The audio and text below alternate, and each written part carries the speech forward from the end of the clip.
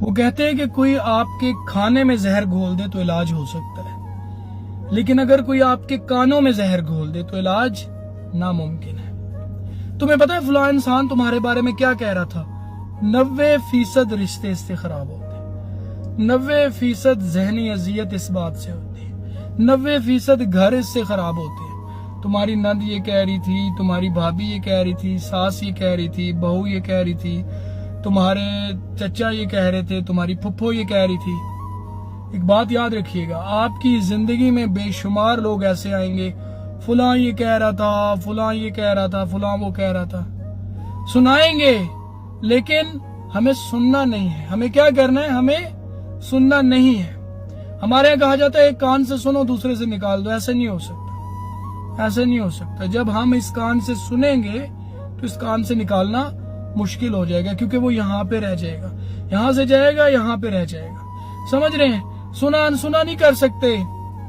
اسی سنا انسنا کے فلسفے نے آدھی دنیا ذہنی مریض بنا دی ہے۔ یاد رکھیے گا، تھرڈ پرسن جب آپ کو کہتا ہے نا فلاں یہ کہہ رہا تھا، اس کو وہیں پہ روکو، وہیں پہ روکو، صاف بولو مجھے نہیں سننا، سمپلی سے نو، اے بگ نو۔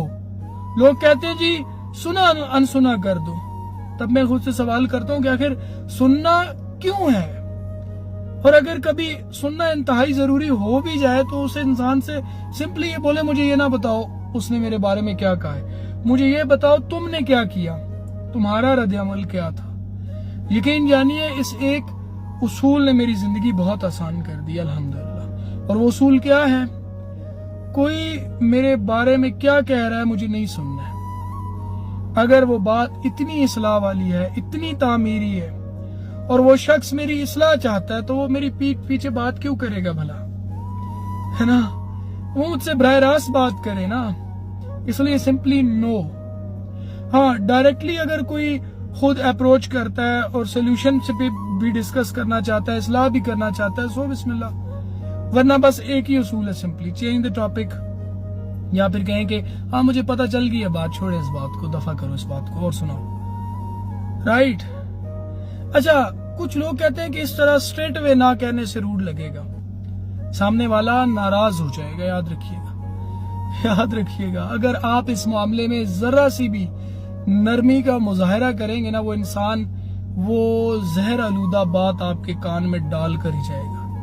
اس لیے روکنا مجبوری ہے، نہ کہنا مجبوری ہے۔ اور ویسے بھی اگر آپ سن بھی لیں گے نا تب بھی ناراضگی تو ہونی ہے پہلے یا بعد میں۔